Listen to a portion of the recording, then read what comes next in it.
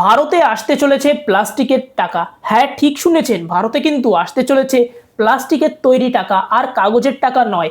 আসলে ভারত সরকার কিন্তু reserve bank of India বা আরবিআইকে পারমিশন দিয়ে দিয়েছে ভারতে পরীক্ষামূলকভাবে পলিমার বা প্লাস্টিকের তৈরি 500 টাকা, 100 টাকা, এই যে বিভিন্ন নোট আছে, এগুলি মানে চালু করতে।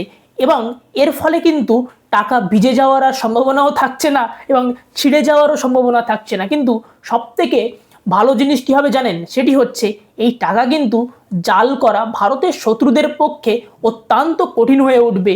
এবং এই ধরনের পলিমার বা প্লাস্টিকের টাকা পৃথিবীর 60টি দেশে ব্যবহার হয়ে থাকে এবং কোনো কোনো দেশে কিন্তু কম্পোজিট অর্থাৎ মিক্সার ব্যবহার হয়। যেমন ধরুন আমেরিকায়, যেখানে কটন বা তুলোর সাথে প্লাস্টিক বা পলিমার মিশিয়ে এক প্রকার বিশেষ ধরনের মানে ডলার বানানো হয়।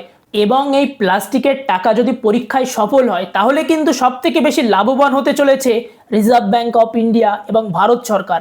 কেন বলুন তো?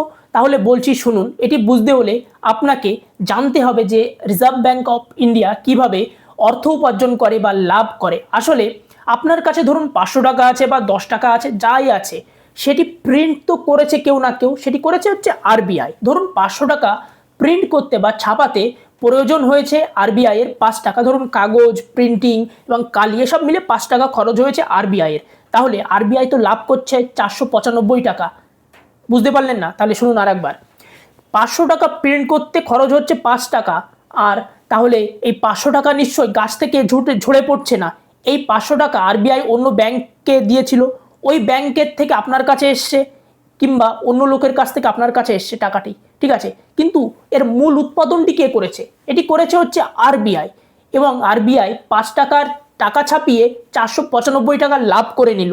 এবং এই যে লাভ করছে আরবিআই বিলিয়নস অফ ডলার, এটি কিন্তু ভারত সরকার আরবিআই এর কাছ থেকে নিয়ে বিভিন্ন জনকল্যাণমূলক কাজ করছে এবং অন্যান্য কাজকর্ম করে থাকে। কেননা সরকারের কাছে নিশ্চয়ই এমন কোনো গাছ নেই যেখানে নাড়া দিলেই টাকা ঝরে পড়বে। এটি একটি পিওর ইকোনমিক জিনিস, এটি অত্যন্ত জটিল বিষয়।